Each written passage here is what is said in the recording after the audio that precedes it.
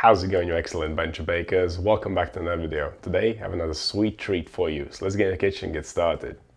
I recently made some cheesy pinwheels using this type of pastry. As soon as I finished those, I knew I must make some sweet treats too. The pastry that I use for the pinwheels is identical to the one you're looking at right now. It is a great thing to learn because you can make so many delicious things out of it. Filling this thing with custard and some dark chocolate chips is definitely a great option. If you are into flaky pastries, check out the pastry playlist for more recipes just like this. But for now, let's get on with these little tasty twists. Here's what we'll need to make them. Some white bread flour, water, yeast, salt, and a little bit of butter for the dough. We also need 2 sticks of butter for the layers, which must be frozen because we'll need to grate them later on. Now for the custard, we'll need some milk, sugar, a couple of egg yolks, some vanilla paste or vanilla essence, and some cornstarch. And we will also need some dark chocolate. When it comes to the equipment, we'll need a tray lined with some non-stick paper, a bowl, scales, a dough scraper, a temperature probe, a brush, a whisk, a spatula, a rolling pin, a little pan for cooking the custard, and a grater for grating on the frozen butter. Okay, we'll start off by making the custard, because that's just an easy thing to get out the way. Grab your small pan, pour in the sugar, the cornstarch, the egg yolks, the vanilla paste, and the milk. And yes, we are combining all the ingredients at once. There is no need for tempering or anything like that. This is the easiest custard you will ever make. Whenever I'm making something with baked custard, this is the recipe that I use. It could not be simpler and it works every time. Place the pan on high heat and cook the mix whilst whisking continuously for around 2 to 3 minutes. At around the 2-minute mark, it will rapidly thicken, and that's when it's done. As soon as it develops this kind of texture, it's ready, so take it off the heat, transfer it to a bowl, cover it up and leave it in the fridge for later. I like to lay down a piece of cling film so it's touching the surface. It'll prevent the custard from developing a crust. Okay, let's make the pastry. It all starts with temperature control. My kitchen was pretty warm at the time, around 25 degrees Celsius or 77 degrees Fahrenheit. So I'm using water that is slightly cooler. I don't want this dough to be too warm. Pour the water in the bowl, add the yeast and the salt, and then give them a quick mix. You want to dissolve the salt and yeast. Then add the butter, and finally add the flour. Grab your dough scraper and mix it to a dough. We're aiming for a final dough temperature of around 24 to 25 degrees Celsius, which is 75 to 77 degrees Fahrenheit. If your dough turns out warmer, it'll ferment more rapidly. If it's cooler, it will take longer. So you need to adjust the fermentation times accordingly.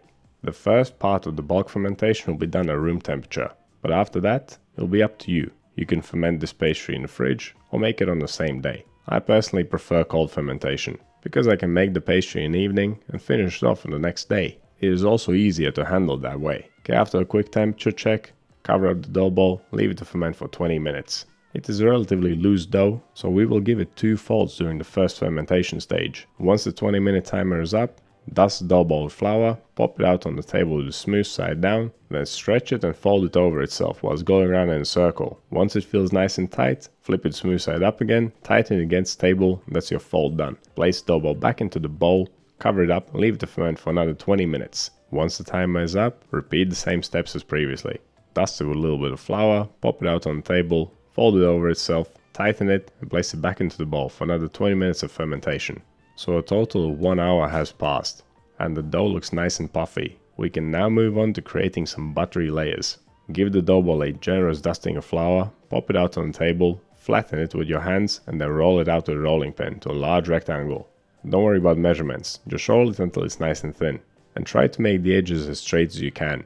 Okay, grab the first stick of butter from the freezer and grate it over 2/3 of the dough. Try to spread it out as evenly as possible. Use your dough scraper to clean up any stray pieces of butter from the table and drop them onto the dough. Now dust your hands with flour so the butter doesn't stick to them and then press the butter into the dough. Now grab the side which doesn't have any butter on it and fold it over. Try to make it as straight as possible. If need be, you can pull it and adjust it.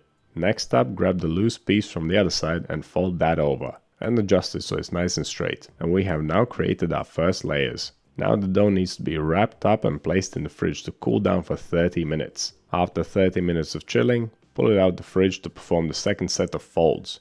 We will now repeat the same steps as previously. So drop the dough out on the table, dust it generously with flour and roll it out to a large rectangle.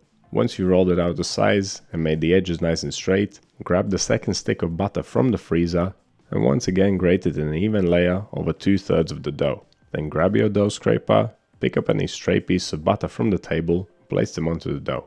Then flour your hands, press the butter into the dough, then pick up the 1/3 of dough which doesn't have any butter on it, fold it over, make sure it's nice and straight, and then fold over the loose piece of dough from the other side. We have a few layers in our dough already, but we need to create more. So from here, roll the dough out to a large rectangle again, and fold it into 3 layers once more, but this time without any butter, and repeat it one more time. And now the dough has turned into pastry, with plenty of buttery layers inside. But before we can use it, we need to chill it down one more time. So wrap it up and pop it in the fridge for at least 1 hour. But I like to make mine in the evening and finish it on the next day. So I will leave it in the fridge for around 18 to 24 hours. Okay, it is the next day, we can move on to shaping.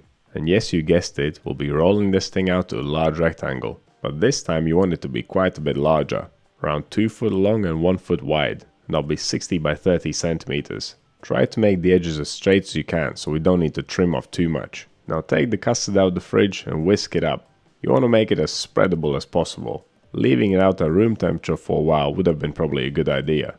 Spread the custard over half of the pastry. Now you can see I left a little edge on the right side. I couldn't quite make up my mind of how I want to seal this up, because I didn't want one of the ends of the twist to be empty. So here's what I decided to do. I took that loose piece of pastry on the right side and I folded it over. Then I brushed it with some water to make it sticky. Then I folded over the loose piece of pastry from the other side and I stuck it to that edge. And now both ends will have filling in them. The only problem is that now one end will be twice as thick. But that's okay, it turned out perfectly fine anyway. Okay, turn the pastry horizontally in front of you and then slice it into 16 equal pieces. A pizza wheel is a great tool for this job. But you can also cut the strips with a knife. Just use a chopping board. Right, once your strips have been cut, twist them up. And then repeat 15 more times. This is quite a fun part of the process, to be fair. Okay, let's clean down this mess and get these things ready for the final proof. My tray was not large enough, so I put a few of them on a separate tray.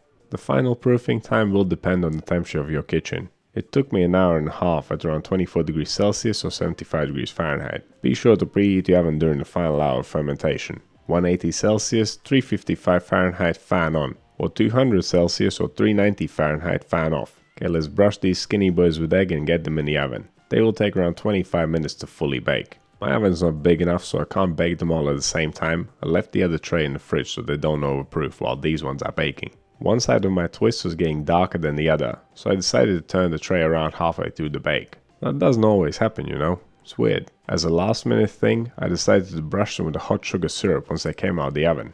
So just before they were ready, I combined some sugar and water in a small pan and brought it up to a boil. It is best to brush the hot sugar syrup on the pastry as soon as they come out of the oven. You'll find the ingredients for the syrup in the written recipe below. But there you go, that's how you make delicious chocolate twists with handmade pastry. They are sweet, chocolatey, flaky, shiny, slightly sticky, and super delicious. And learning how to make this pastry will open so many possibilities. It works perfectly in sweet as well as savory applications. The only limit is your creativity, and if you need help with that, head over to the pastry playlist for some ideas. And don't forget to let me know how they turn out if you do try to make them. So what do you think of this recipe, and what is your favorite use of this kind of pastry? Let me know down in the comments. If you want to see more videos like this one, click over here. Subscribe to the channel, click right here. That's all I have for you today. Thank you so much for watching. I'll see you in the next one.